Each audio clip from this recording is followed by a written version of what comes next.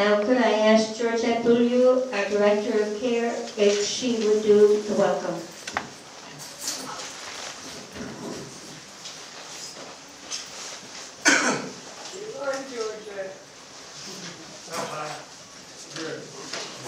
Be seated.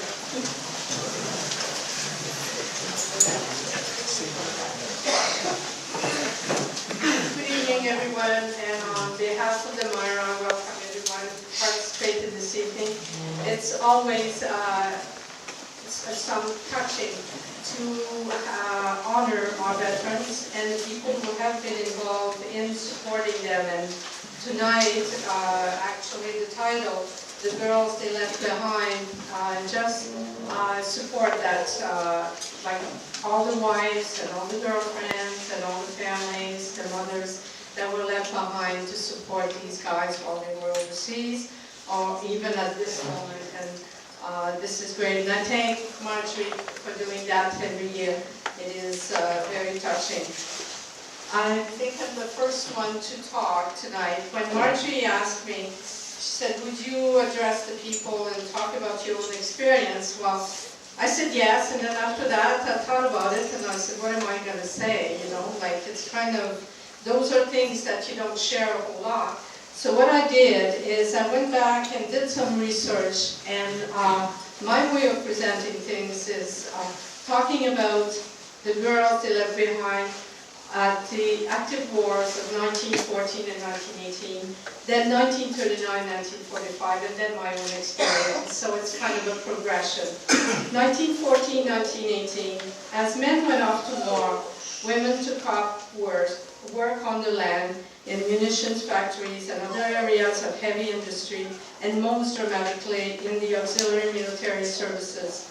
We know of the men's agony of trench war from poets, but know little of the agony and anguish of the women who were left to endure, to survive, dream, and wonder of how their lives and the lives of their children would be affected. Women were forced to play an important role during this war. Their lives were irrevocably altered forever. Some of the brides that never were went on into the 20s to be successful, emancipated women in many walks of life. Then we followed the war of 1939-1945. Before the Second World War, some people believed that the woman's place was in the home. The Second World War changed all that. It was a total war that meant everybody was involved. With many men away in the Army, Navy, and Air Force, women had to take over the jobs they left behind. It allowed women to do work that directly contributed to the war effort. Women worked everywhere, in factories, underground and overground, producing munitions for the war, on farms growing food for a hungry nation. Women from all social backgrounds got involved. The massive contribution made by women to the war effort was recognized by all. Young women got married soon before their men went away.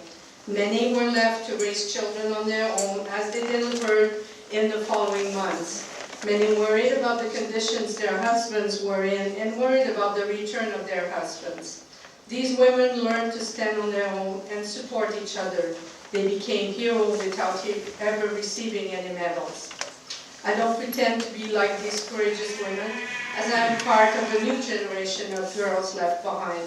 In September 1973, I married an Air Force soldier. The following December, I was leaving my home and all I ever knew to start what could be a long journey of 26 years, from base to station and from station to base. At first, my husband was not sent to war zone. At that time, the Canadian Armed Forces was a peacekeeping organization. However, I would spend many 6 months by myself, raising children and learning to become an independent woman. If I had all night, I could go into details about the tribulations of my life as a military wife, or commonly called dependent in the old days. Gosh, I hated to be called that. But since I am only allotted a short period of time, I would like to relate an incident that marked my entire life and made me who I am today. It was just after we had our daughter. My husband was sent away on duty for 6 months to alert in the North Pole, where communication at that time were not what they are today. We used to talk in a tin can radio, and computers were not in existence. You may say, well, he was not in any danger, no bombs there. You are right. However, left with an infant, I went to visit my parents for Easter, just 3 weeks after his departure. Luck being with me, I had a car accident that crumbled my car, left me blind for 24 hours, with a broken hand, and resulted in my 6-month-old baby suffering from a brain clot. We didn't know if she would live or die, and even stay in a vegetative state. How much do you need your husband in these circumstances? I did all the necessary phone calls to the right people. Messages were supposedly sent, and I awaited patiently a response that would bring me comfort and would alleviate my fears. I spent sleepless nights waiting and asking why I was not getting any response. After a week of waiting, no answer to my message, I took pictures of the wrecked car. What a mess it was. I included with the pictures a nasty letter to my husband, telling him how inconsiderate he was not to have even made a phone call, plus many not so gracious comments that I will not repeat. Sealed it and posted it. Imagine the shock my husband received when he first saw the pictures and read the letter. He, in fact, never received the message, as someone in authority had decided that if he got the message, he would want to come home. And since our daughter had not died, there was no need for him to fly home. That moment in my life was a turning point for me. I decided right then and there that I would never count on anybody else to do things for me. I learned to stand on my own feet, to rely on my strength, and to acquire knowledge about the system so I could protect myself and my family. I learned to be strong as I realized that if I wanted my husband to be a good soldier, he needed to know that things were taken care of on the home front so he could concentrate on doing his job, serving his country. In my time, there were support groups. In my time, there were no support groups as we have today. As a matter of fact, it is because of some of our troubles that these exist. I will close on a positive note. My baby survived this ordeal, and she is now a beautiful woman, a mother of 2 exceptional girls. There is not one day that goes by when I don't think about what could have been, and every time she complains of a headache, I worry about any remnant of that accident. But life goes on, and that life only becomes what you make of it. Somehow, I'm grateful for what I experienced.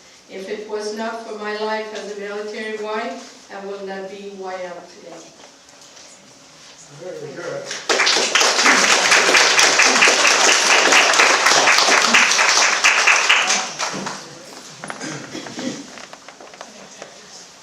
At this time, it does say greetings from the government, and I don't think we have a government official, but it is time for me to tell you who is sitting behind me. Harlan Suttis to my right, and this time I will cry because lots of people have said to me, why are vets important? Well, it is sad, it was very important to me. Next right is Susan Scott. She will play the taps at the end. She is the wife of a vet. And Georgette is holding my hand. Mr. Weatherby and Mrs. Hatt, thank you very much. And our next person to speak is Ethel Robb, sister of our vet.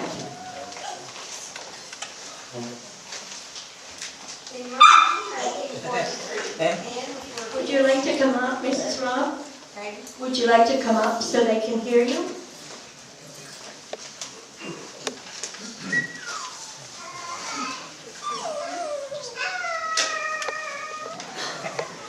How about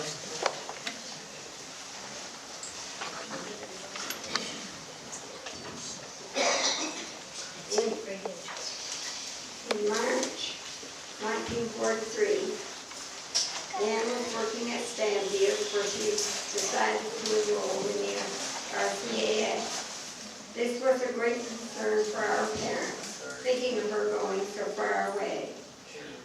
A going away party was held at Harold and May Line to wish her good luck, and she was presented a gift of money.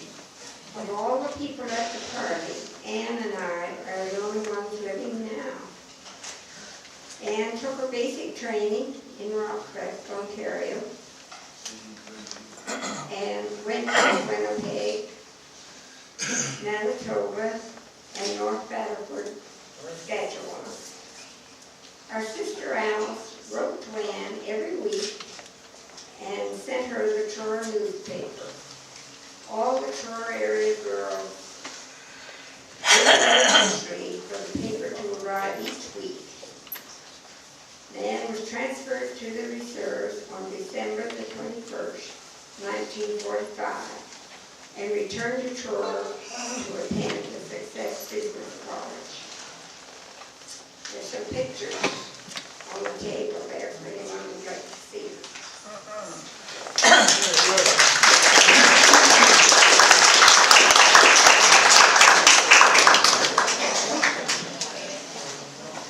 Thank you very much, Ethel, and I think you're a lovely little woman for 90 plus.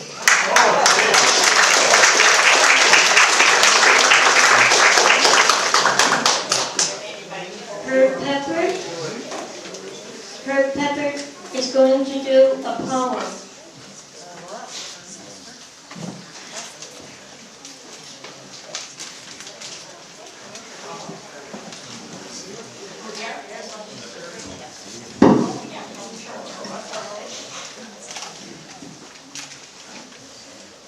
Can you hear me? I'm a veteran, and as far as the Department of Veterans Affairs is concerned, they use me very well. However, widows of the veterans are not used that way. So I decided to write a poem about these widows, and I get this together. I called it Keep the Home Fires Burning. She watched the troop train pulling out. She gave a wave, he gave a shout. Her heart was filled with fear and doubt, for she was left behind. It was 1 short month when she gave birth, beautiful twins, full of joy and mirth. To her, the most precious gems on earth, for she had been left behind. She sent a letter over to Jim. Her lonely heart just ached for him. He just had to know about the twins. They too were left behind. The strife will be over by Christmas for sure. Victory will come. It'll be a short war. But the years stretched to 3, then to 4, and the women were left behind. She longed for mail. Few letters came. She was certain Jim could not be blamed. He may be murdered, he may be maimed, and she would be left behind. Still, she was prepared to bear the brunt of this hellish war, its needs and wants. We needed these heroes on the home front, the women that were left behind. The ration books came with coupons, you see. You couldn't get sugar, couldn't get tea, but they gave many things up, gave hopefully the women who were left behind. Think what these women had to endure. Any time a telegram may come to the door with a cold message. Your man is killed in war, and you will be left behind.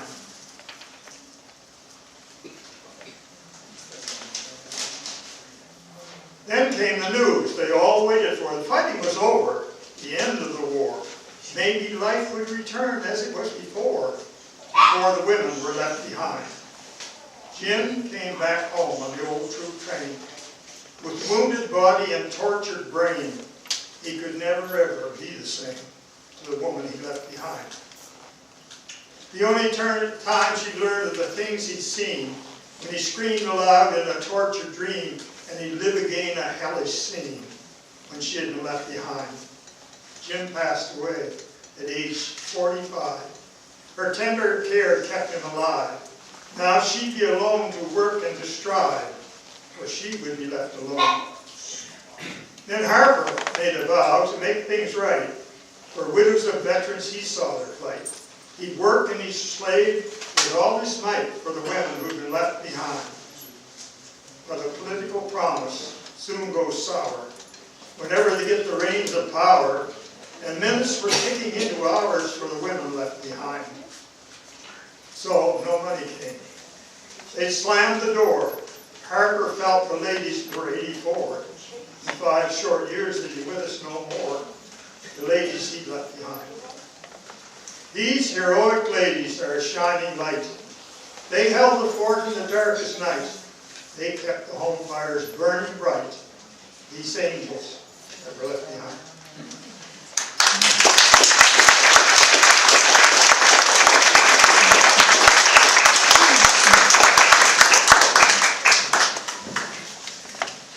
Thank you, Mr. Pepper.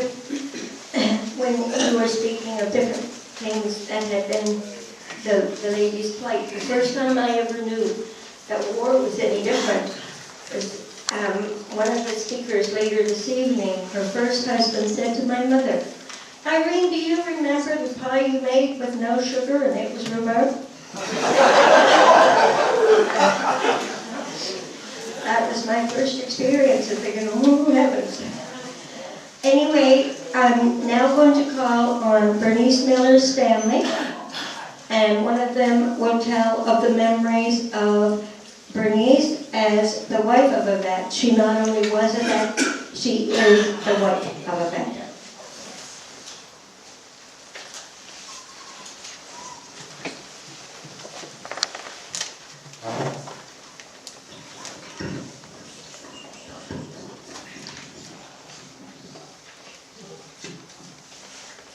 This was dictated to my sister by mom, so I'm taking this as my mom. Can you hear her? Can you hear me? How about now? Better? Carrie and I were both in the Army when we met in my hometown of St. John, New Brunswick. We were married in 1944. Our first son, John, was born there, and soon after we moved to North Shore and lived with Carrie's mother for a time.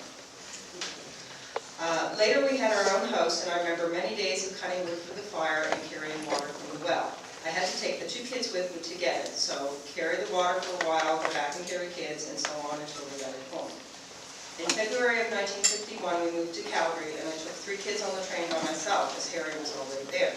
He had been training in Rivers, Manitoba, and in Vernon, BC, where he got his paratrooper moves. I had everything packed for the movers and didn't realize at first that they had taken all the diapers with the furniture. We changed trains in Montreal and spent many hours on a hard bench, afraid to sleep in case we missed our train.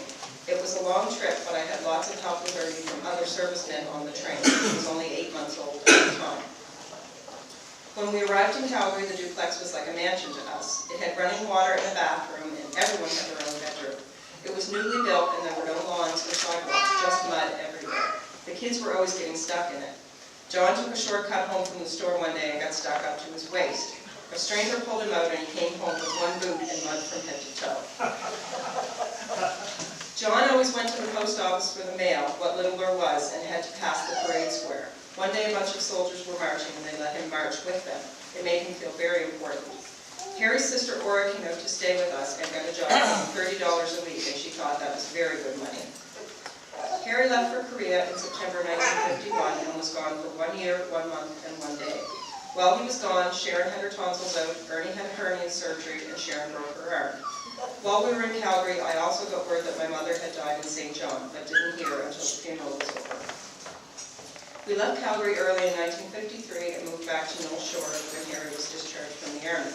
John and Sharon were glad to be home, but I loved it there and would have liked to have stayed forever. We lived in St. John another 14 years and had 3 more children, saving the best till last. In 1967, we bought a larger house in East Knoll where I lived until I moved to the Mira in 2003. And Mom very much wishes she could have been here tonight.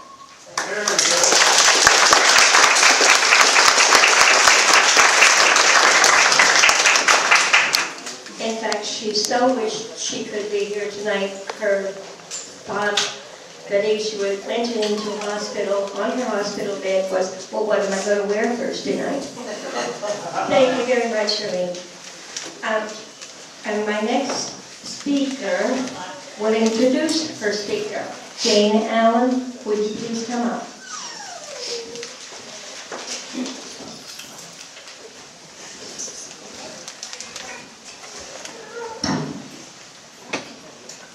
Okay, Marjorie has in the program that Jane Allen, that's me, is the daughter of a veteran.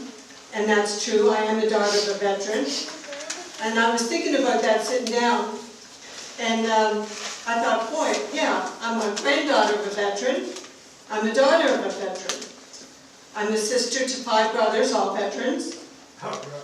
I'm a veteran, having served 27 years. My husband's a veteran, served for 32 years. I'm an aunt to 3 nephews, all serving. And I'm a mother of a veteran. So I'm very proud of my long history of it, of being a veteran. When I first retired from the military, John Burke, I'm sure you all know him, he got me on working at the hospital as a volunteer. And one of the first people I met there, and it was 5 years ago just this month, I met a beautiful veteran. His name was Mr. Bill Boylan. Bill was from New Ross, Nova Scotia, and he served in World War II from 39 to 46. In 1949, Bill married his sweetheart, Veronica Several, who was also from New Ross. Sadly, Bill passed away shortly after I met him. But I did get to meet his dear wife, Veronica, and we became friends. And now Ronnie's here not as one of the girls left behind, but she's here to tell us a story about some girls that were left behind. So it pleases me to introduce you all to Ronnie Boylan. Ronnie.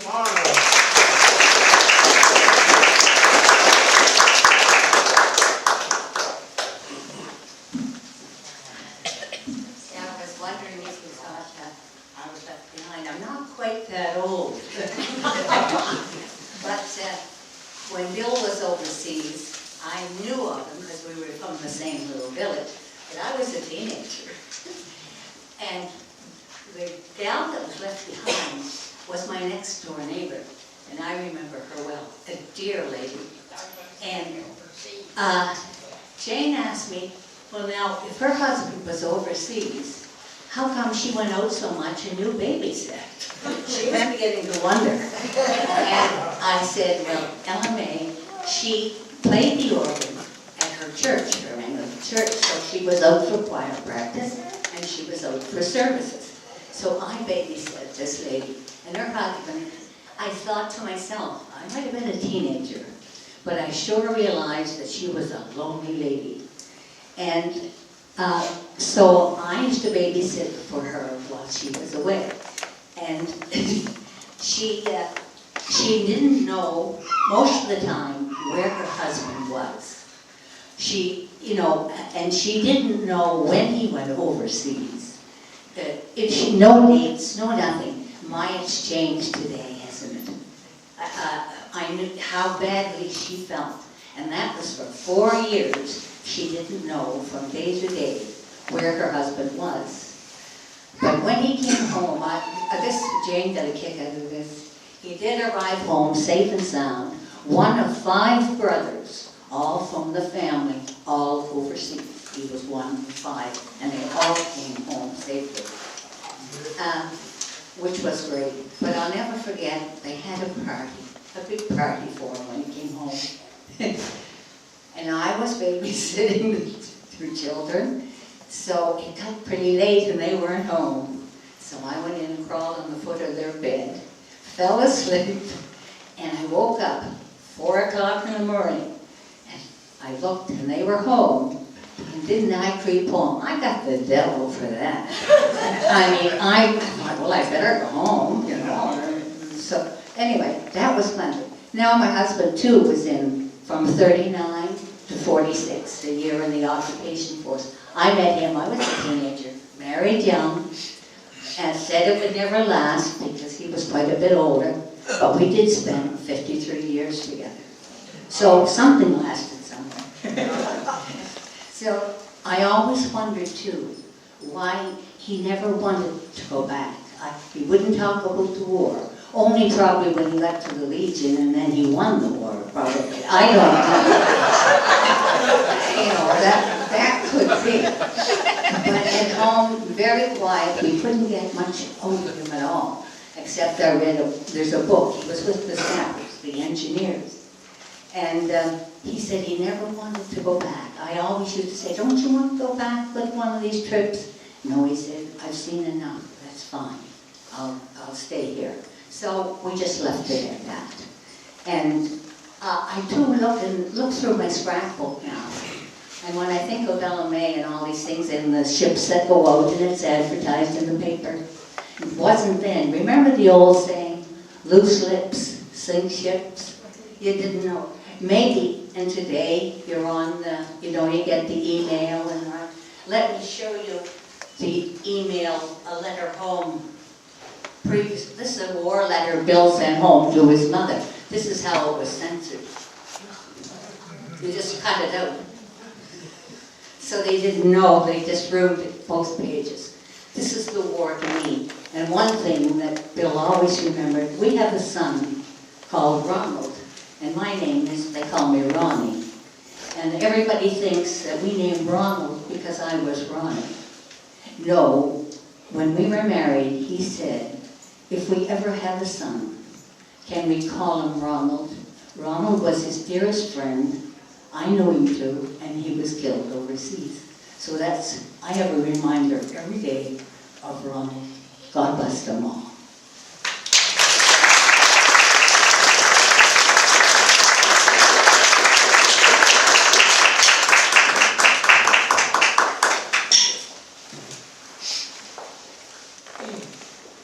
You really didn't have to make a crying incident. But as I was looking around tonight, I looked at Jim and his wife, and I remember his wife telling me that she got the telegram that he was lost. And I'm so glad he came home, because we get to have him here. She told me that she would bring the telegrams, but that's okay. I don't think I could look at them twice. Our next speaker is my grade 6 teacher and sister of a vet, Clara Hans.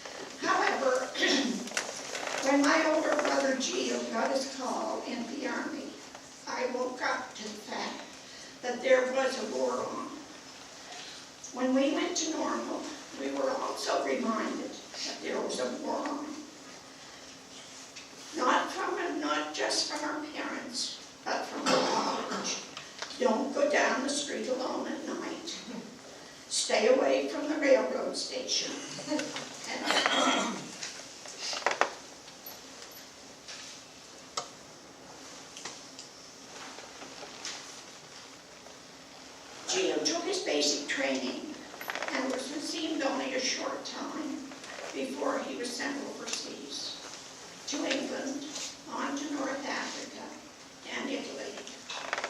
He wrote faithfully to our mom. Not that she received the letters regularly, but she did get them. Sometimes they had spaces cut out too. but they were from Geo, and everyone at home read them. Our great aunt who lived at the end of the lane read them. Another aunt who lived farther away read them. But they all came back to Mom, and she probably read them more than once. And she kept every one of them.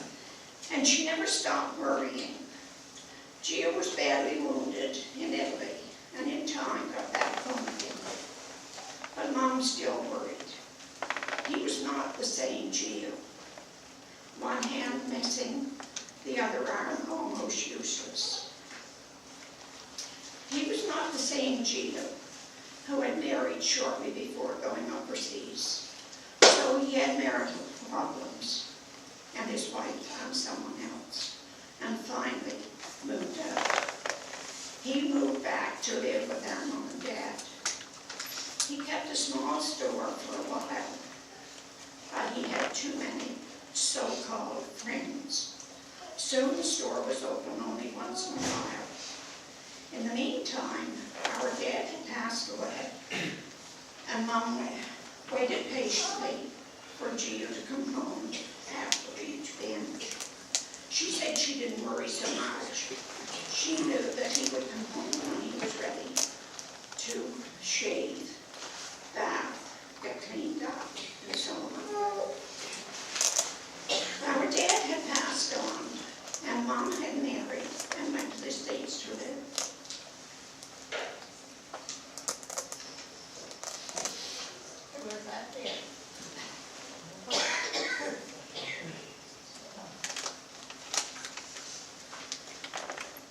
Here, at this time, drink really got the best of Gio, and he passed away in September 1961 at home, but in his own bed.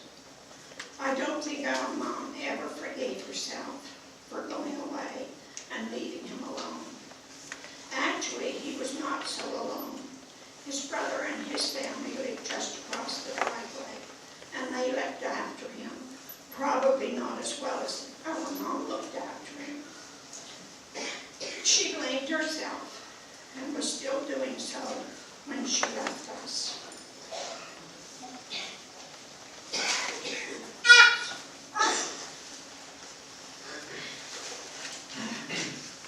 My fingers are all thumbs.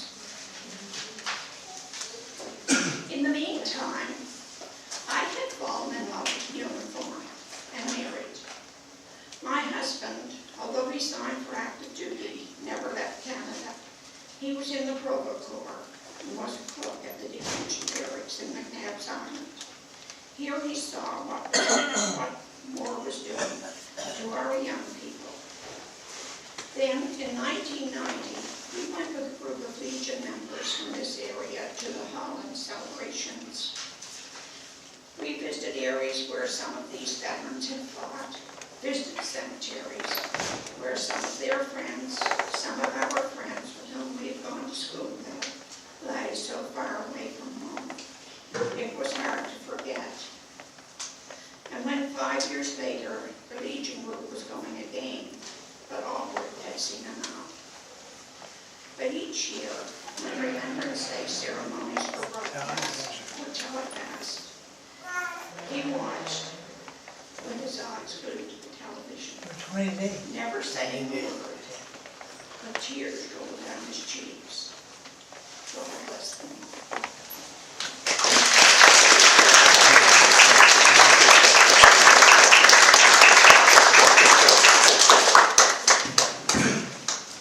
Do you know what I say about her?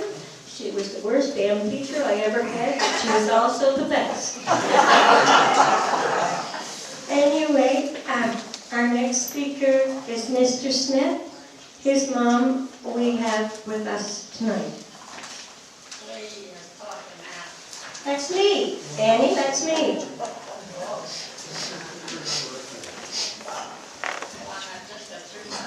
This is kind of a surprise to me to ask me to speak here tonight, but I'll see what I can do. It's a relatively short story compared to some of the speakers, because I was born at the end of the Second World War, so I don't remember much about it. But I'm told that in 1940 my father decided to join up and serve the country, as all the young boys were doing. And he decided he wanted to go in the Air Force because he wanted to fly, he wanted to get on top of everybody else. He just had a little attitude like that. So he served for 5 years and took his flying training and asked to be shipped overseas. Well, he only made one mistake. He was too good at what he did, so they kept him as a trainer. So all he did was shunt around Canada during the war years, training pilots for overseas. And it was ironic because later on in his life, after he got out after the war and got his education, he couldn't find a job. So what did he do? Go back in the Air Force for 25 more years.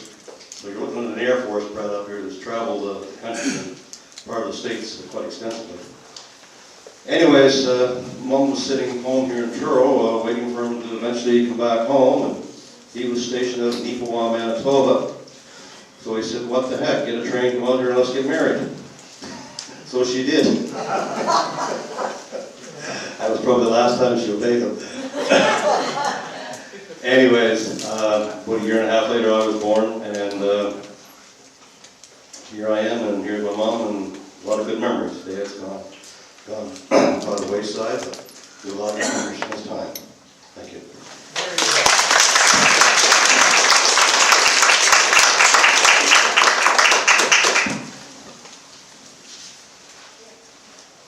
Mr. Chesko?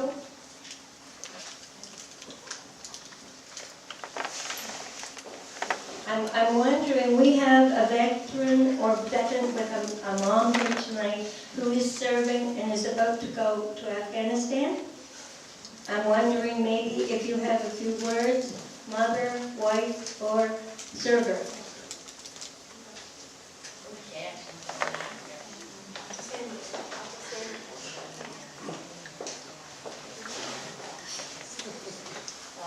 It's not easy.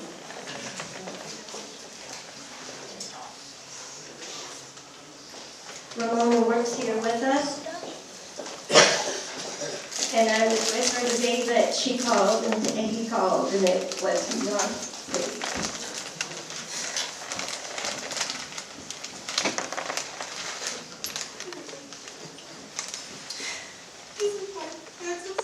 My handsome son, Grant, is living in Togo, Mexico, Afghanistan, and we have his wife and son here with us for a couple of days before he goes away.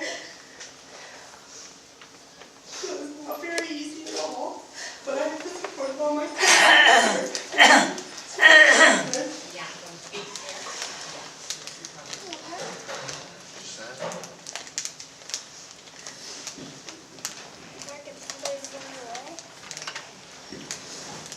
Well, my name is Grant, so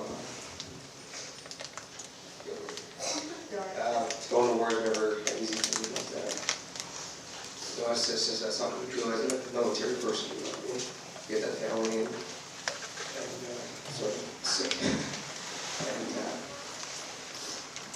it's just it's something that all the veterans here have been through, and they know what I'm talking about. It's not an easy job, but someone has to do it.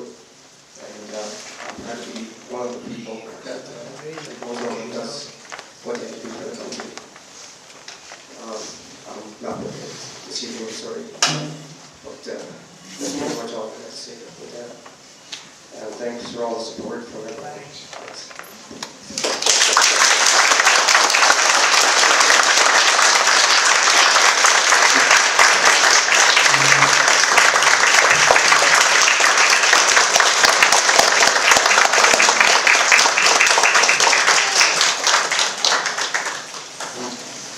Thanks, Ramona. I would like to call on Hattie Dyke to do her poem and her presentation, and just after she's done, if Jane Allen could come up and do her presentation, or vice versa. It really, whichever way it goes. So Hattie or Jane, whichever, that would be lovely.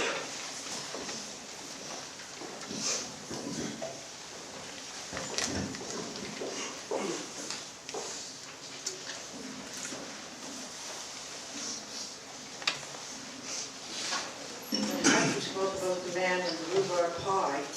That was my first husband, who was in the war. He never did get overseas because I think he lied about his age to get there. And the war ended when he was still a British swimmer. My stepfather was wounded in Vimy Ridge, and it was why I have such an interest in veterans' poems and hymns. When I was about 10 years, he never talked about the war, but once when I was about 10 years old, he was drinking one day. He didn't drink very much, but this day it was, and he started to talk about the war. And he only had 3 fingers on one hand, and the other hand had been shot and into with shrapnel. And I remember him saying how pleased he was that he got injured and was taken to a hospital. And at 10 years old, I couldn't imagine why someone would be glad to be injured and taken to a hospital. So I asked him, and he said, well, I got to sleep on a sheet. Can you imagine? 2 or 3 years in the trenches, and he finally got to sleep on a sheet. My grandmother was left with 5 children when her husband was buried alive in World War I. And that were the days when there was no welfare, there was no help for those women, and she cleaned houses to finish bringing those children up. So it was, my first husband was a veteran, my second husband was a veteran of 27 years in the Navy, and if I ever forget veterans, he would remind me very quickly. But this poem is about the wives that were left behind. It's called The Unsung Heroes. The unsung heroes throughout the world wars are the spouses who stayed on Canadian soil to care for their children, for parents, for homes, and to face the uncertainty of being left all alone. They dreaded the bad news that they knew could be theirs. They waited for the good news that would lessen their cares. They worked hard while their hearts were heavy with fear. They carried the whole load throughout the war years. When the children were ill and the bills couldn't be paid, when death hit the family, when a crisis delayed their sleep till the wee hours of the next morning, and no help was forthcoming, even with the dying. They tried hard to smile, to cope, to make life as normal as possible as they dealt with the strife of war that is never a pleasant experience for those who fight it, survive it, or deal with its throes. Their stories are those that are not often told in the sagas of war. Too long they've been sidelined, and too many are left poor. They too played their part in the Allied victories. Their sacrifice must be counted in the annals of history.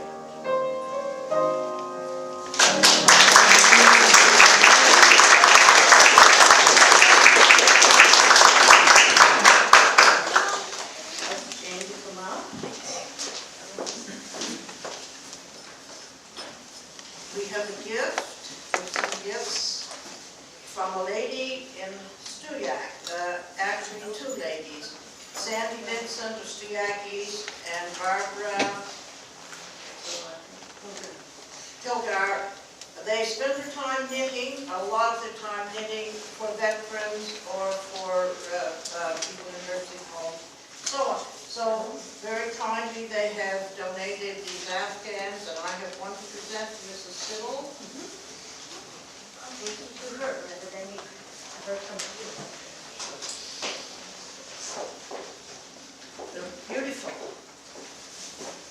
This is a gift for you from a lady in Stuyak who did it for you. Would you like to open it? It's nice and warm and pretty. And we hope that it will keep your legs warm.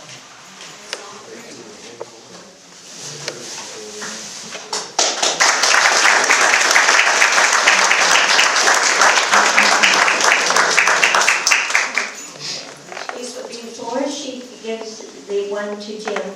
I'd like to tell the other vets that their turn's coming and we'll keep those ladies knitting until you get yours. She's going to give one to Jim and I've got one here for Alvin. Pretty good, man.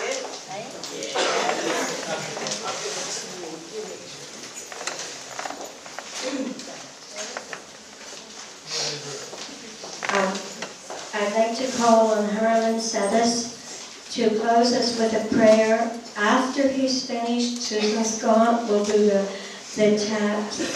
And then I would like, after she's finished, for us to stand and do O Canada, and remain standing while our vets go out.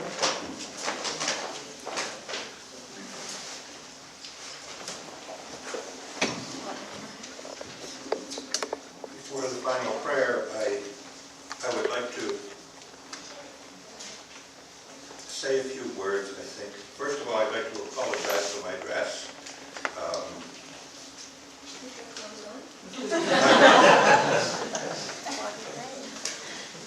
And I'd like to explain a little bit about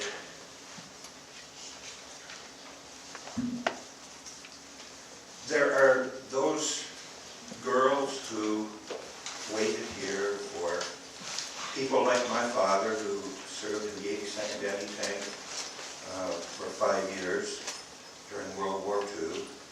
And Mom was at home in a great big place, the hub of the universe called Economy. And she was raising a little boy who was slowly going blind. And when Dad came back,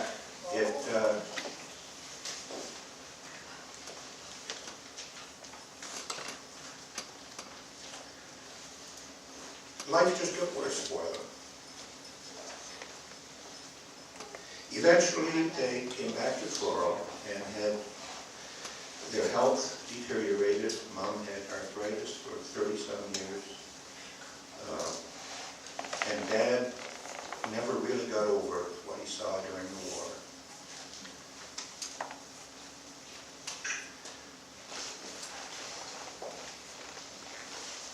Then there was a lady showed up who helped them. And what I'm suggesting now is that we also, I think, need to honor the ladies who have helped the ladies and the gentlemen who have been through it.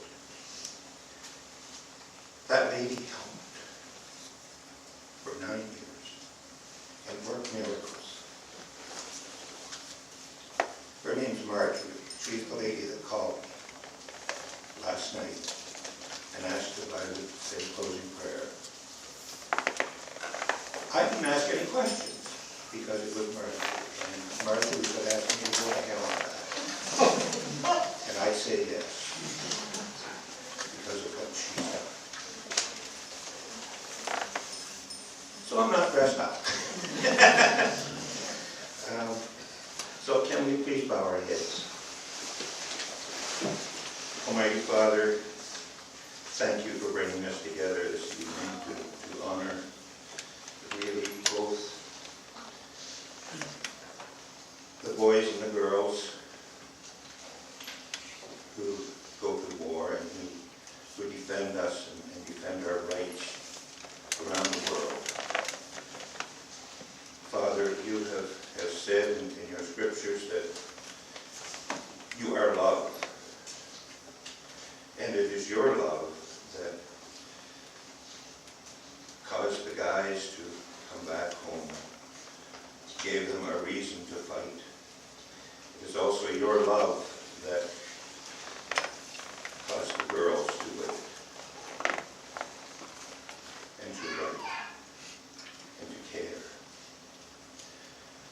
Father, we thank you for that love. We thank you also for those who still continue to serve and those ladies at home and gentlemen who support them as they serve. Father, we ask your blessing on all of them. These things we pray in Jesus' name and for his sake. Amen.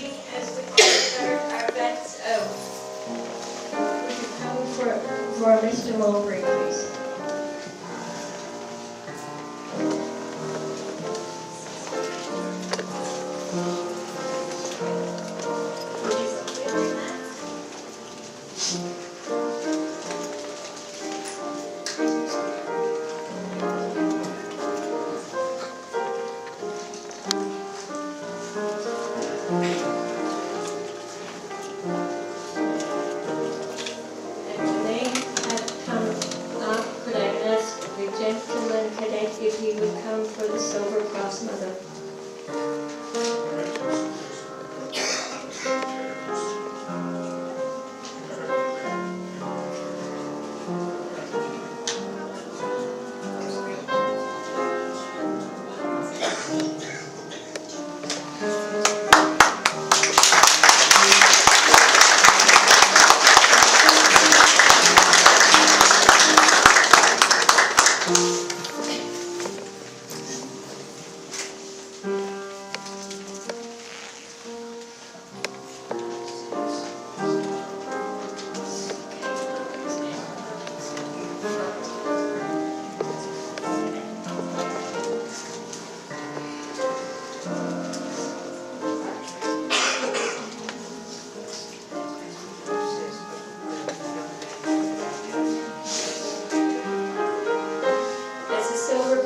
Mother is being honor guarded out.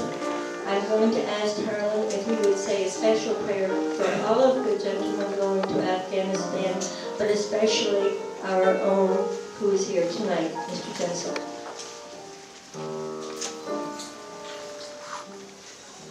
Dear Father, we ask you to be with and remain with Jessel and those who are going abroad to defend us once again. Please be with them and remain with them. Give them your peace, your guidance. This we pray in Jesus' name. Amen.